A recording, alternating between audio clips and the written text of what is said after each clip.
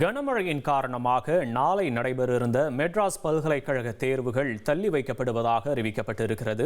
தேர்வு நடைபெறும் தேதி பின்னர் அறிவிக்கப்படும் என்றும் மெட்ராஸ் பல்கலைக்கழகம் அறிவித்திருக்கிறது. கனமழையின் காரணமாக நாளை நடைபெற இருந்த மெட்ராஸ் பல்கலைக்கழக தேர்வுகள் தள்ளி வைக்கப்பட்டிருக்கின்றன. முக்கிய செய்தி.